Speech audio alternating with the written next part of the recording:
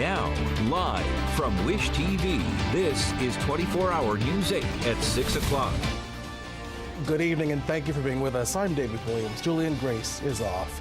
Happening now, the Beech Grove community is coming together to help support those impacted by a deadly fire last month. The fire left 3 families homeless and claimed the life of 2-year-old Brianna Chisholm.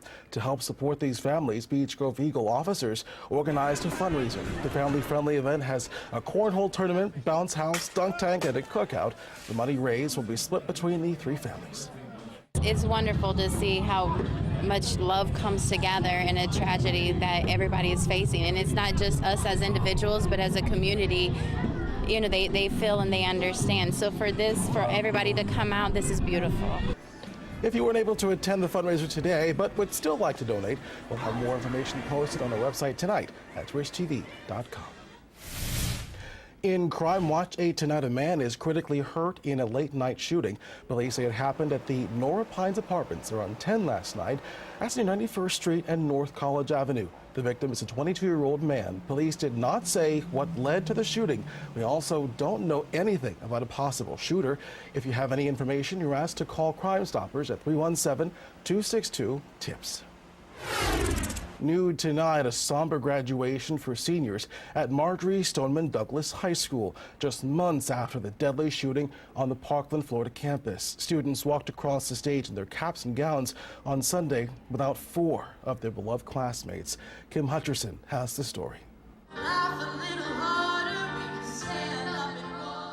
It was supposed to be a happy celebration to mark the end of their high school years. Instead, it was a bittersweet graduation for the class of 2018. It's kind of hard to be really excited about it because not everyone's here. That's because 4 classmates didn't get a chance to receive their diplomas. Meadow Pollock, Nicholas Dwaret, Carmen Shentrup, Joaquin Oliver. They were among the 17 killed when a gunman opened fire at their school on Valentine's Day. It's the same every day. It's no different because I think we're here because it's graduation. I lose track of days. I work so much, but every day's been the same since February 14th. No cameras were allowed inside Sunday's ceremony at the BB&T Center in Sunrise, Florida.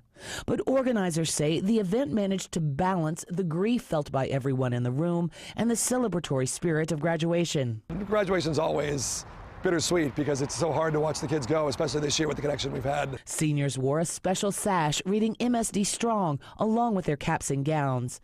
For the survivors and friends of the victims, the reality is still hard to face. It's just not fair, and it's very angering.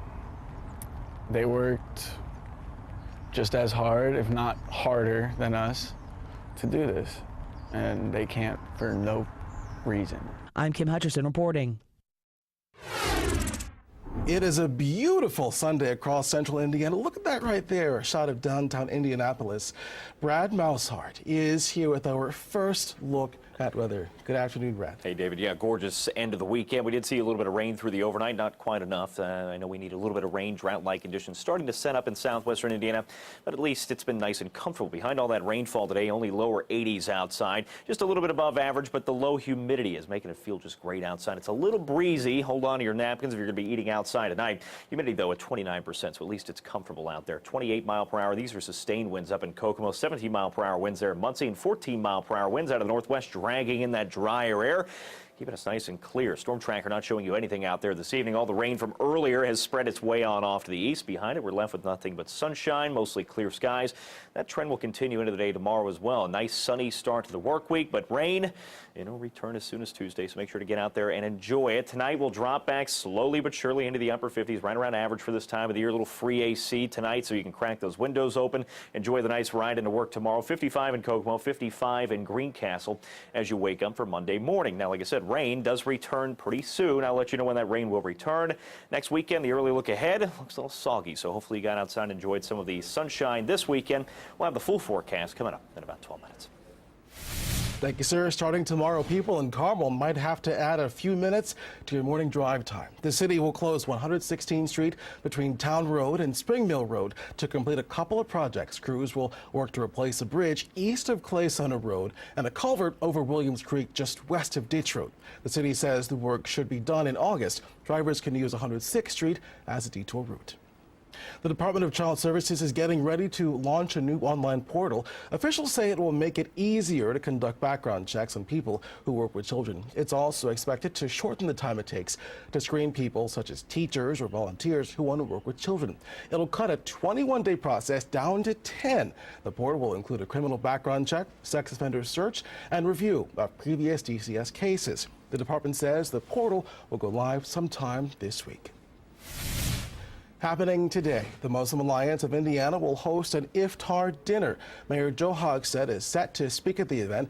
Iftar celebrates breaking the Ramadan fast. The dinner will be held at the Center for Interfaith Cooperation on West 42nd Street. The event begins at 8. Coming up on 24-Hour News 8, a gun goes off in a crowded bar after it falls out of an FBI agent's waistband. We'll show you the astonishing video. And the Trump administration is moving forward with plans for President Trump to meet with North Korea's leader Kim Jong-un later this month.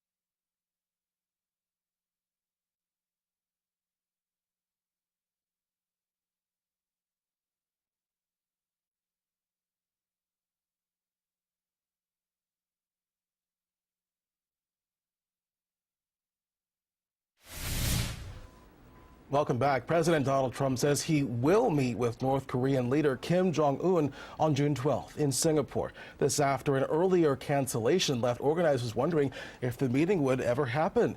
On Friday, Trump received a top-level visitor from North Korea, Kim Yong-chol, who came bearing a letter from the country's dictator, Kim Jong-un.